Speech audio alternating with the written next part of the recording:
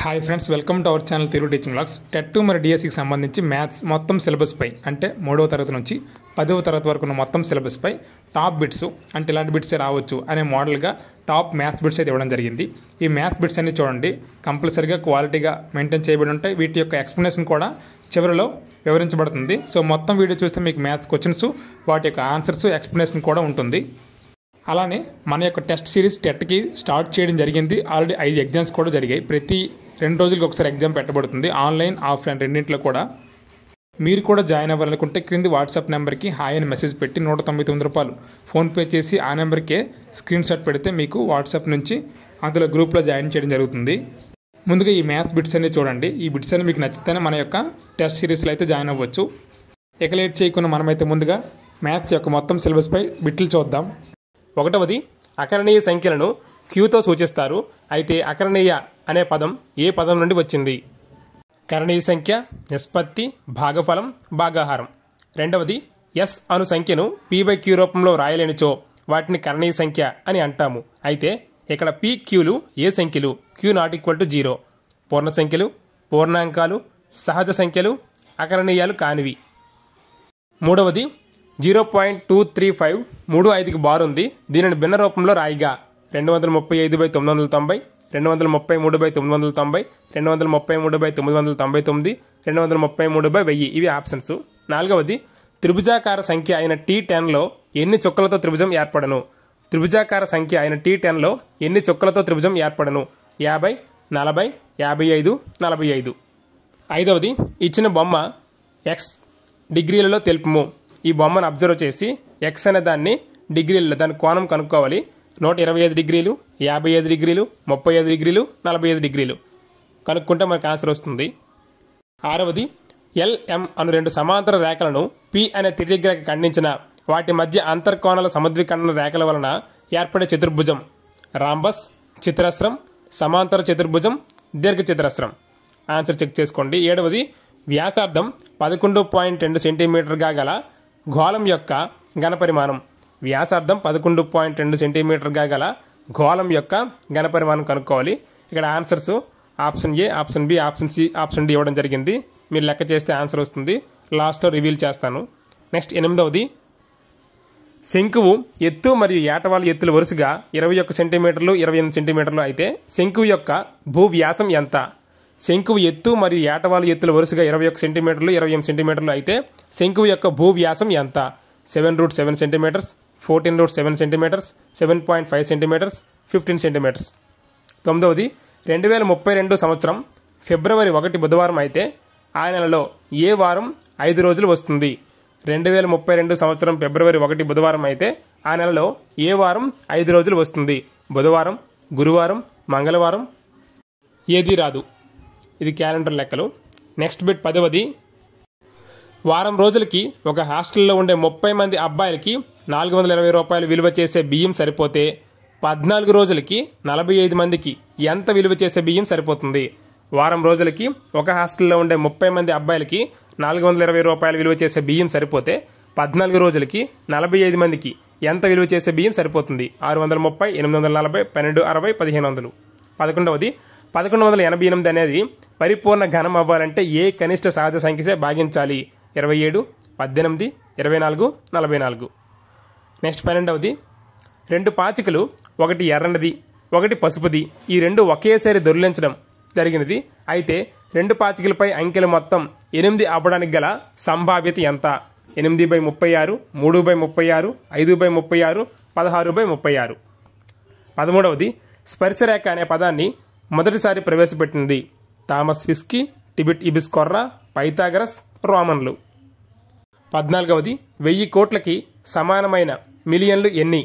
1000 కోట్లకి సమానమైన మిలియన్లు ఎన్ని? 1000, 10,000, 100, లక్ష. 15వది 6 డజన్ల అరటిపండ్ల ధర ₹360 అయితే 15 అర డజన్ల అరటిపండ్ల ధర ఎంత? 450, 900, 720, 840. 16వది రాము వయసు X. రాము వాళ్ళ నాన్న వయసు రాము వయసుకు 3 రెట్లు అయితే కొన్ని సంవత్సరాల తర్వాత రాము వయసుకి 2 రెట్లు అయింది వాళ్ళ నాన్న వయసు. ప్రస్తుతం X అనేది 12 అయితే 12 సంవత్సరాల తర్వాత రాము వాళ్ళ నాన్న వయసు ఎంత? రాము వయసు ఎక్స్, రాము వాళ్ళ నాన్న వయసు రాము వయసుకు 3 రెట్లు. అయితే కొన్ని సంవత్సరాల తర్వాత రాము వయసుకి 2 రెట్లు అయింది వాళ్ళ నాన్న వయసు. ప్రస్తుతం ఎక్స్ అనేది 12 అయితే 12 సంవత్సరాల తర్వాత రాము వాళ్ళ నాన్న వయసు ఎంత? 24, 48, 36, 60. ఇవి కంటెంట్ 16 బిట్లు. ఇప్పుడు మెథడ్స్ బిట్లు చూద్దాం. పరస్పర సంగతాలైన స్వీకృతాల నుండి తప్పనిసరిగా ఉత్పన్నమయ్యే ఫలితాల సమగ్ర చర్చ అనే గణితానికి నిర్వచనం ఇచ్చినది. పరస్పర సంగతాలైన స్వీకృతాల నుండి తప్పనిసరిగా ఉత్పన్నమయ్యే ఫలితాల సమగ్ర చర్చ అని గణితానికి నిర్వచనం ఇచ్చినది గణిత నిఘంటువు, బెల్, పాస్కల్, బెర్ట్రాండ్ రస్సెల్. 18 బ్రహ్మగుప్తుడి యొక్క బ్రహ్మస్ఫుట సిద్ధాంతంను ఏ భాషలోకి సిన్ హింద్ పేరిట అనువదించారు? అరబ్బీ, ఇంగ్లీష్, హిందీ, ఫ్రెంచ్. 19 క్రింది వారిలో ఏ కమిటీ పాఠ్య ప్రణాళిక చట్టం వారు ఆహ్లాదకరమైన తరగతి గది విద్యార్థుల్లో ఆసక్తులను పెంచుతుందని, అభ్యసన పట్ల వారిలో ఉత్సాహం పెంచుతుందని చెప్పారు? భారతీయ విద్యా commission, NEP 1986, NCF 2005. Option A 2, 3 మాత్రమే, option B 2, 3, option C 1, 2, option D 1, 2, 3. 20 క్రింది వారిలో ప్రతిస్థాపన పద్ధతి అని దేనికి పేరు? ఆగమన, నిగమన, విశ్లేషణ, సంశ్లేషణ. 21 మానసిక చలనాత్మక రంగంలో అనుభవంతో మానసిక చలనాత్మక సమన్వయం పొందడం ఏ లక్ష్యం? మానసిక చలనాత్మక రంగంలో అనుభవంతో మానసిక చలనాత్మక సమన్వయం పొందడం ఏ లక్ష్యం? సహజీకరణం, ఉచ్చారణ, సునిశ్చితత్వం, అనుకరణం. 22 ఒక విద్యార్థి ఆగమన నిగమన విధానాల్లో కార్యకారణ చింతన చేయడం అనేది ఏ లక్ష్యం స్పష్టీకరణ? జ్ఞానం, అవగాహన, వినియోగం, నైపుణ్యం. 23 సాధారణంగా విద్యా ప్రణాళికను ఎన్ని సంవత్సరములకు ఒకసారి వ్యవస్థీకరిస్తారు? 5, 10, 1, నిర్దిష్ట సమయం లేదు. 24 నిర్మాణాత్మక మూల్యాంకనంలో లఘు పరీక్ష ఎంత శాతం మార్కులకు మనం నిర్వహించాలి? 10%, 20%, 30%, 40%. ఇవి friends maths model grand test 24 బిట్లు. ఈ బిట్లన్నీ మీరు ఆన్సర్స్ రాసుకోండి. ఇప్పుడు ఆన్సర్స్ని నేను రివీల్ చేస్తాను. వాటిని బట్టి మీకు ఎన్ని మార్కులు వచ్చాయి కూడా కామెంట్ రూపంలో తెలియచేయండి. ఇంకా బిట్లు 100% స్టాండర్డ్గా ఉన్నాయా లేదు కూడా కామెంట్ రూపంలో తెలియచేయండి. అలా అయితే మరిన్ని గ్రాండ్ టెస్టులు చేయడానికి నాకు కూడా అవకాశం ఉంటుంది. ఇప్పుడు మ్యాథ్స్ గ్రాండ్ టెస్ట్ యొక్క ఆన్సర్లు చూద్దాం. 1వది అకరణీయ సంఖ్యలను క్యూతో సూచిస్తాం. అయితే అకరణీయ అనే పదం ఏ పదం నుండి వచ్చింది అంటే ఆన్సర్ ఆప్షన్ బి నిష్పత్తి. నిష్పత్తి అనే పదం నుండి అకరణీయ అనే పదం వచ్చింది. ఇక్కడ క్యూ అనే పదం ఎక్కడి నుంచి వచ్చిందని అంటే భాగఫలం నుంచి, కానీ అకరణీయ అనే పదం అడిగారు కాబట్టి ఆన్సర్ ఆప్షన్ బి నిష్పత్తి. 2వది ఎస్ అను సంఖ్యను P/Q రూపంలో వ్రాయలేనిచో వాటిని కరణీయ సంఖ్య అని అంటాము. అయితే ఇక్కడ PQలు ఏ సంఖ్యలు అంటే ఆన్సర్ ఆప్షన్ ఏ పూర్ణ సంఖ్యలు అవుతాయి. PQలు పూర్ణ సంఖ్యలు అవ్వాలి. Q ఎప్పుడు 0కు సమానం అవ్వకూడదు. అప్పుడే అది కరణీయ సంఖ్య అవుతుంది రాయలేనిచో P/Q రూపంలో. 3వది 0.235 35కి బార్ ఉంది. దీనిని భిన్న రూపంలో రాయిగా. దీనికి లెక్క ఇక్కడ చూడండి.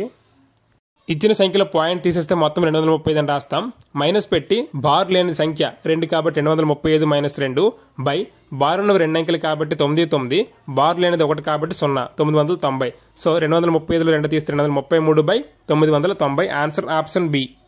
నెక్స్ట్ 4వది త్రిభుజాకార సంఖ్య అయిన T10లో ఎన్ని చుక్కలతో త్రిభుజం ఏర్పడను? ఇక్కడ త్రిభుజాకార సంఖ్యలకు సూత్రం n of n + 1/2 10 × 10 + 1/2 అంటే 10 × 11/2 2 1ల 2 5ల 5 × 11 = 55. T10 అంటే ఆ త్రిభుజాకార దీంట్లో చుక్కలు 55 ఉంటాయని అర్థం.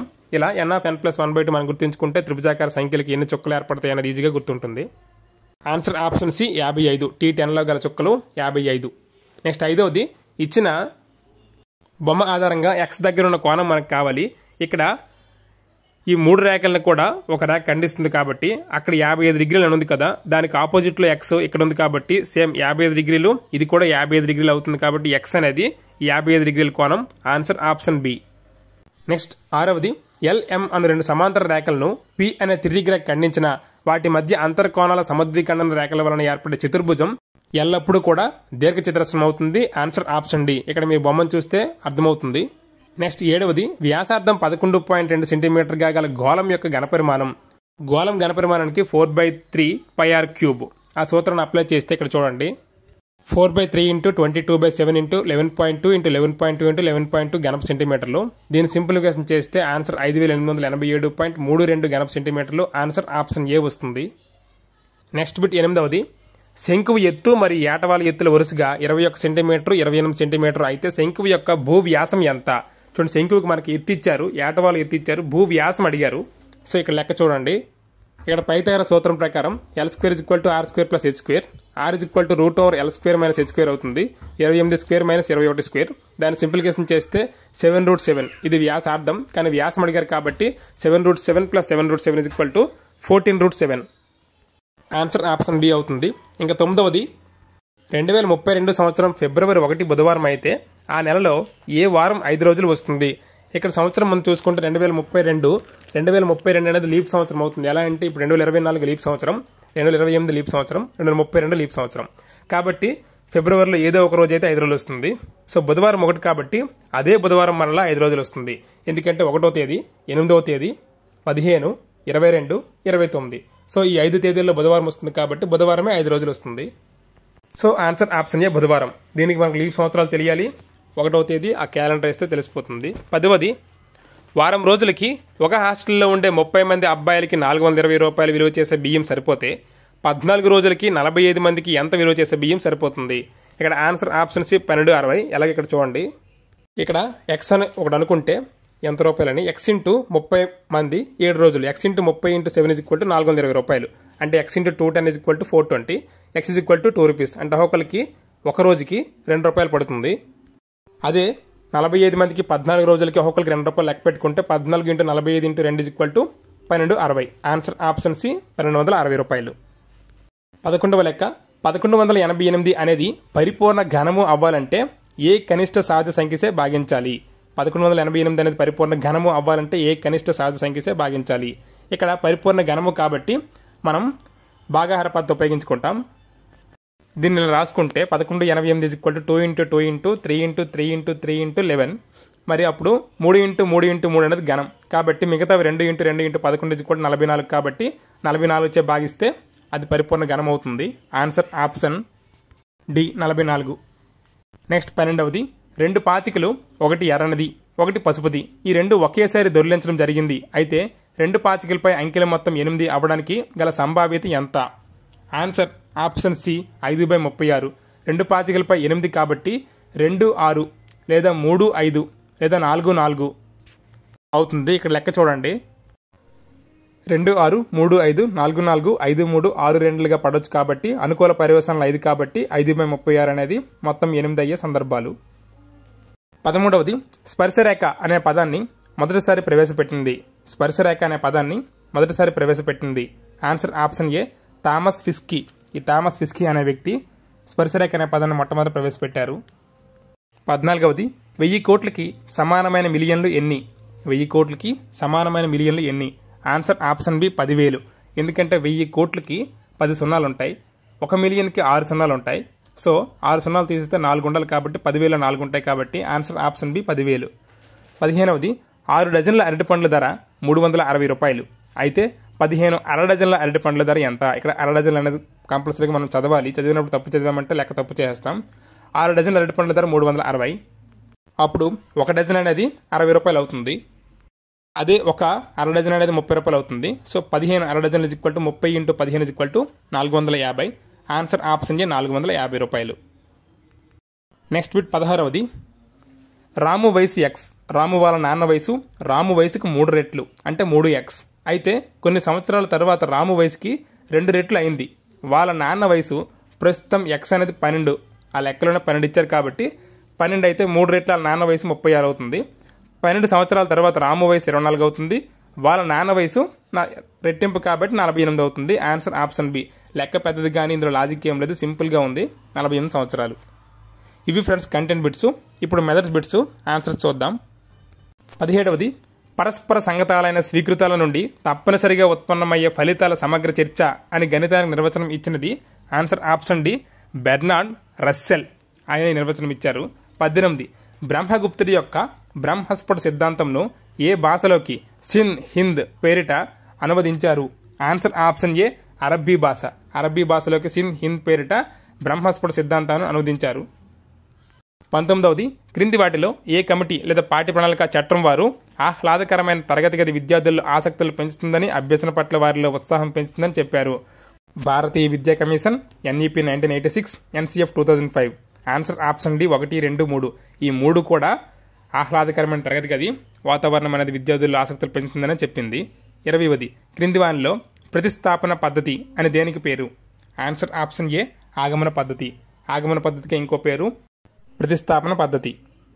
నెక్స్ట్ 21వది, మానసిక చలనాత్మక రంగంలో అనుభవంతో మానసిక చలనాత్మక సమన్వయం పొందడం ఏ లక్ష్యం? అనుభవంతో మానసిక చలనాత్మక సమన్వయం పొందడం ఏ లక్ష్యం? ఆన్సర్ ఆప్షన్ బి ఉచ్చారణ. అనుభవంతో మానసిక చలనాత్మక సమన్వయం పొందడం అనేది ఉచ్చారణ అనే లక్ష్యం యొక్క స్పష్టీకరణ. 22, ఒక విద్యార్థి ఆగమన నిగమన విధానాల్లో కార్యకారణ చింతన చేయడం అనేది ఏ లక్ష్యం స్పష్టీకరణ? ఆన్సర్ ఆప్షన్ సి వినియోగం. కార్యకారణ చింతన చేయడం అనేది వినియోగం అనే లక్ష్యం యొక్క స్పష్టీకరణ. 23వది, సాధారణంగా విద్యా ప్రణాళికను ఎన్ని సంవత్సరాలకు ఒకసారి వ్యవస్థీకరిస్తారు? Answer option B 10. సాధారణంగా అయితే ప్రతి 10 సంవత్సరాలకి వ్యవస్థీకరించాలి, కానీ ప్రస్తుతం అలా జరగట్లేదు. 24, నిర్మాణాత్మక మూల్యాంకనంలో లఘు పరీక్ష ఎంత శాతం మార్కులకి మనం నిర్వహించాలి? Answer option D 40%. అదే ఎన్ని మార్కులకి అంటే 20 మార్కులకి, ఎంత శాతం అంటే 40%. ఇవి ఫ్రెండ్స్ మ్యాథ్స్ యొక్క టెట్కి సంబంధించి మరి డిఎస్సికి సంబంధించి పూర్తి బిట్స్ మొత్తం సిలబస్పై కంటెంట్ ప్లస్ మెథడ్ సంబంధించి ఇవ్వడం జరిగింది. ఇవి చేస్తే ఎక్కడ ఇంకా వెనుకబడి ఉన్నామో మీకు తెలుస్తుంది. అంటే ఏ టాపిక్స్ నుంచి ఇంకా మనం బాగా ఫోకస్ చేయాలి, ఏ టాపిక్స్ ఇంకా బాగా చదవాలి. మ్యాథ్స్కి ప్రాబ్లమ్సే కాదు, థియరీ కూడా చదవాలి. థియరీ నుంచి కూడా 1 లేదా 2 లేదా 3 బిట్లు వచ్చే ఛాన్స్ ఉంటుంది. కాబట్టి నేను కూడా థియరీని ఎక్కువగా టచ్ చేస్తాను. మీరు కూడా థియరీని కూడా చదవండి చాలా కాన్సన్ట్రేషన్తో, ఇంట్రెస్ట్తో. ఇంకా మన టెట్ యొక్క టెస్ట్ సిరీస్లో కూడా ప్రతిరోజు మ్యాథ్స్ అంటే భయపడే వాళ్ళు కూడా ఈజీగా ప్రతి 2 రోజులు కూడా మ్యాథ్స్ ఎగ్జామ్ కూడా కంపల్సరీగా పీడిఎఫ్లో పెట్టి వాటి యొక్క ఎక్స్ప్లెనేషన్ కూడా వివరించడం జరుగుతుంది పీడిఎఫ్ రూపంలో. సో మీరు కూడా ఇంట్రెస్ట్ ఉంటే జాయిన్ అవ్వచ్చు. ఇంకా త్వరితగతిన కేవలం 199 రూపాయలకే జాయిన్ అయ్యి మీరు కూడా ఈ టెట్ యొక్క టెస్ట్లన్నింటిలో కూడా పాల్గొనవచ్చు. మీరు కూడా చాలా బాగా యూజ్ అవుతాయి. Thank you for watching. Please subscribe, like and share our channel. Thank you.